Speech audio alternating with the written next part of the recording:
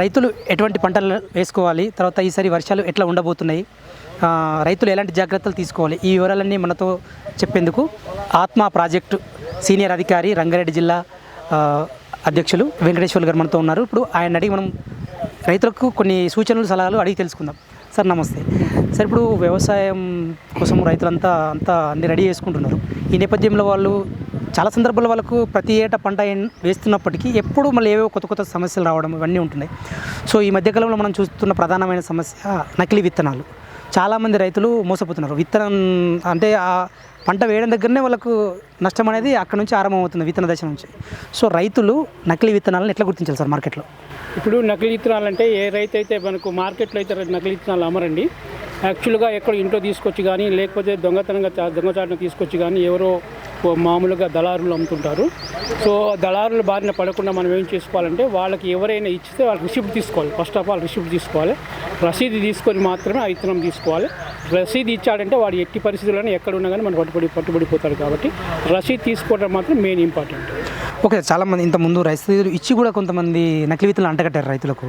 So వాళ్ళు ఎప్పుడైతే అది మొలకెత్తట్లేదు అన్న దశలో తెలిసిపోతుంది మోసం చేశారని.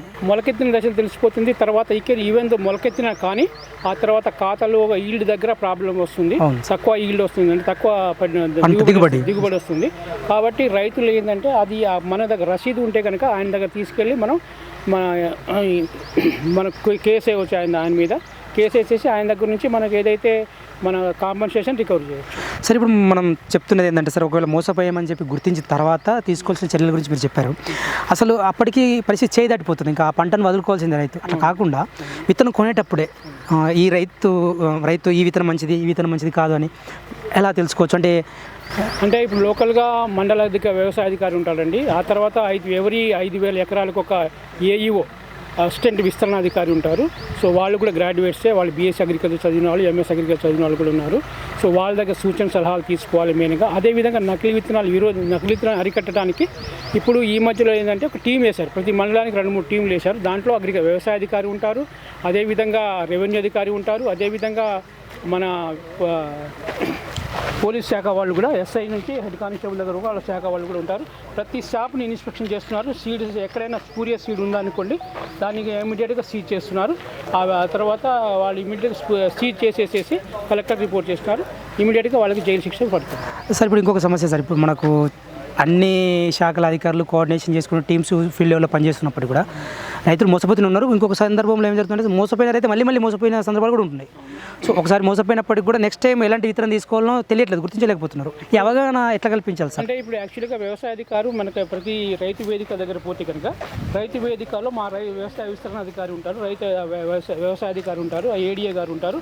అందరూ కూడా ఇప్పుడు అవేర్నెస్ క్యాంప్స్ కండక్ట్ చేస్తున్నారు. రైతులకు పేపర్లో స్టేట్మెంట్ ఇస్తున్నారు. ఎట్లాంటి స్పూరియస్ సీడ్ కానీ లేబుల్ లేని సీడ్ కానీ తీసుకోవద్దు.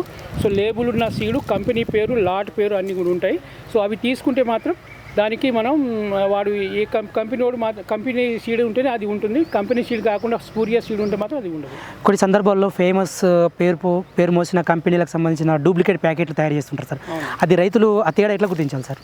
అది యాక్చువల్గా రైతులు గుర్తించకుండా కానీ ఏదైతే మనం స్పీడ్ వేసినప్పుడు సీడ్ మొలకెత్తకపోవడం ఒకటి, ఆ తర్వాత మొలకెత్తినా కానీ ఆ తర్వాత మనకు ఈల్డ్ రావడం, దిగుబడి తగ్గుతుంది. కాబట్టి అట్లా తగ్గినప్పుడు కన్సర్న్ వాళ్ళ మీద మనం యాక్షన్ తీసుకోవచ్చు. అంటే నేను అనేది సార్, కొనేటప్పుడు ఎట్లా గుర్తించడం అంటే డూప్లికేట్ మనం గుర్తించాలి. కానీ మనం యాక్చువల్గా ఏ కంపెనీ ఉందనే తీసుకోవాలి. లాట్ నెంబరు, సీడ్ అది తీసుకోవాలి. కంపెనీ పేరు ఉంటుంది, ఆ నెంబర్ చాలా రకాల కంపెనీస్ ఉన్నాయి దాని మీద. ఆ కంపెనీలన్నీ కూడా తీసుకునేటప్పుడు మనం చూసి తీసుకోవాలి. ఓకే సార్, అంటే ఒక శాంపిల్ ప్యాకేజ్ తీసుకెళ్ళి ఆఫీసర్ల దగ్గర టెక్నికల్ ఒపీనియన్ తీసుకునే అవకాశం ఉంటుంది. ముందే ఆ శాంపుల్ ఆ సీడ్ తీసుకొచ్చేసి కన్సర్న్ వ్యవసాయ అధికారి చూపిస్తే ఆయన ఏది కంపెనీ ఏది అనేది కూడా మనకు చెప్తారు. సార్ ఈ కంపెనీ ఏ కంపెనీది, ఏ లాట్ నుంచి వచ్చిందని కూడా చెప్తారు. కాబట్టి ఓకే సార్, దాని గురించి అప్పుడు ఏమైనా సమస్య ఉంటే నివారించుకోవచ్చు. దాన్ని అప్పుడే నివారించుకోవచ్చు. మన సీడ్ మన దానికి ఆయనకు రిటైన్ చేయవచ్చు. అది సార్, ఇప్పుడు మరొక అంశం ఏంటంటే సార్, రైతులు ఈ సీజన్లో అంటే ఈ సీజన్ ఎట్లా ఉండబోతున్నది అంటే మీకున్న సాంకేతిక సమాచారం ఏంటి సార్? రైతులు ఈ సీజన్లో ఎలాంటి పంటలు వేసుకుంటే బెటర్? యాక్చువల్గా ఇప్పుడు గవర్నమెంట్ ఏంటంటే సబ్సిడీ ఇస్తుందండి. యాక్చువల్గా ఏదైతే మన గడ్డి ఇత్తనాలు ఇస్తున్నాయి. యాక్చువల్ దేంచా సీడ్ కానివ్వండి, తర్వాత సన్హెంప్ కానివ్వండి, జొన్న ఇది మనకు సన్హెంప్ అంటే పిల్లి పెసర, ఇవన్నీ కూడా 4-5 రకాల విత్తనాలు మండల హెడ్ క్వార్టర్లు పెట్టారు.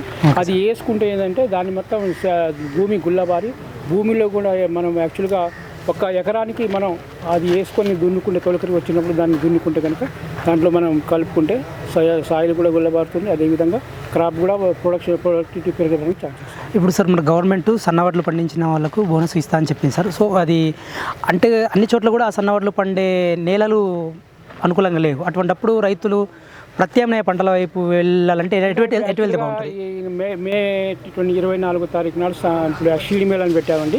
ఆ సీడ్ మేళలో ఏ రకము ఏ పొలానికి వస్తుంది, ఏ రకము వేస్తే ఎక్కడ చౌడు నేలలో కానివ్వండి లేకపోతే నత్త ఇప్పుడు యాక్చువల్గా ఆల్కహాలిక్ సాయిల్లో కానివ్వండి మనం దానికి కూడా అసలు శాస్త్రవేత్తలు అక్కడ వివరించారు. దానికి సంబంధించిన మొత్తం 33 లక్షల సీడ్ ఒకే రోజు అమ్ముడుపోయింది. సార్ ఇప్పుడు మనకు జయశంకర్ వ్యవసాయ విశ్వవిద్యాలయం వాళ్ళు కొన్ని సన్నరకం చెందిన రకాలని గుర్తించి చెప్పారు. బహుశా అవి 19 అనుకుంటున్నాను సార్. అంటే ఈ 19 రకాలు కూడా రైతుల కన్ఫ్యూజన్, అంటే వాళ్ళ నేల రకం ఏంటి, ఆ 19లో ఏ రకం మేము వేసుకుంటే బాగుంటుందో తెలియదు. అంటే అది ఎట్లా సార్? అంటే అది ఆ సాంకేతిక సమస్యలు ఎవరు చెప్తారు? సాంకేతిక సమస్యలు లోకల్ వ్యవసాయ అధికారి వివరిస్తారు. ఫీల్డ్ విజిట్ చేసేసుకొని లోకల్ వ్యవసాయ అధికారి ఉంటాడు, ప్రాంతీయ పరిశోధన స్థానాలు ఉన్నాయి, ప్రాంతీయ పరిశోధన కేవీకేలు ఉన్నాయి. ఇవాళ మీటింగ్ ఆ కేవీకే శాస్త్రవేత్తలు ఉంటారు, వరి పరిశోధన స్థానంలో శాస్త్రవేత్తలు ఉంటారు. వాళ్ళ దగ్గర నుంచి నివృత్తి తీసుకొని ఏ రకం మన పంట ఈ ఒడ్లు కనుక మనం వేసినట్టయితే ఇక్కడ మంచి దిగుబడి వస్తుంది అనేది శాస్త్రవేత్తలు చెప్తారు. ఈ సబ్సిడీకి సంబంధించి ఈ రైతులు ఏ రకమైన పంటలు వేసుకుంటే బాగుంటుంది సార్? ఇప్పుడు యాక్చువల్గా మన రైతులు ఎక్కువగా వేసే మేజర్ క్రాప్స్ ఏంటంటే కాటన్ వేస్తున్నారు. అసలు గ్రీన్ గ్రామ్ అనేది మర్చిపోయి మిల్లెట్స్ వేసుకుంటే మంచిది. గ్రీన్ గ్రామ్ కానివ్వండి, జొన్నలు, మొక్కజొన్న ఇవి దీనికి పోతేనే ఇప్పుడు రేటు బాగుంది కాబట్టి ఇట్లాంటి రకాలు వేసుకుంటే మంచిగా. సార్ ఇప్పుడు మనకు వాతావరణ శాఖ చెప్తున్న ప్రకారం కూడా లాస్ట్ టైం ఎల్లినో ఉండే, ఈసారి లానినో ఉంది. ఈ లానినో ప్రభావం ఏ మేరకు ఎంత శాతం వర్షం ఎక్కువ పడే అవకాశం ఉంటుంది సార్? దాదాపు ఒక 30% ఎక్కువగా ఎక్స్పెక్ట్ చేస్తున్నామండి. సో వాతావరణ శాఖ వాళ్ళు తెలిసిన ప్రకారం అయితే మనకు ఒక 30% ఎక్కువ ఎక్సెస్ రెయిన్ ఉండదని అంచనా వేస్తున్నాము. Okay sir. అదేవిధంగా రైతులకు కూడా అప్రమత్తం చేస్తున్నాము. యాక్చువల్గా అయితే ఇప్పుడు మనం చూస్తుంది ఏంటంటే తొలికరిలోనే ఇప్పుడు యాక్చువల్గా మే నెలలో ప్రతిసారి రోహిణి కార్తీలో వర్షాలు పడవు, కానీ ఈసారి అయితే వర్షాలు బాగానే ఇంతవరకు అయితే బాగా నార్మల్ రెయిన్ఫాల్ ఉంది.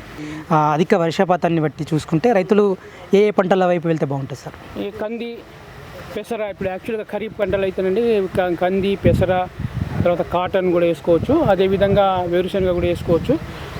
తర్వాత ఇప్పుడు యాక్చువల్గా ప్యాడీ అయితే కొన్ని మామూలుగా ఆమ్ల నత్రజని యాక్చువల్ క్షీర సాయిలలో కానివ్వండి లేకపోతే చౌడు భూములలో కానివ్వండి దాంట్లో ప్యాడీకి అయితే అంటే వరికి అయితే పోతారు. Okay, thank you sir. Thank you very much.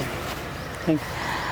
రైతులు విత్తనాలు కొనేటప్పుడు 1-2 సార్లు ఆలోచించాలని స్థానికంగా మండల స్థాయిలో ఉన్న వ్యవసాయ విస్తరణ అధికారులను సంప్రదించి ఆ సీడ్ చూపించి ఇది కొనొచ్చో కొనకూడదు అనే అభిప్రాయం తీసుకుని కొనాలని, అనవసరంగా నష్టపోవద్దని చెప్పేసి సూచనలు చేస్తున్నారు. అదేవిధంగా ఈసారి వర్షాలు పుష్కలంగా ఉన్నాయని చెప్పేసి తర్వాత రైతులకు 30% వర్షపాతం ఎక్కువ ఉంటుంది కాబట్టి దానికి తగిన విధంగా కొన్ని పంటల్ని సూచించారు.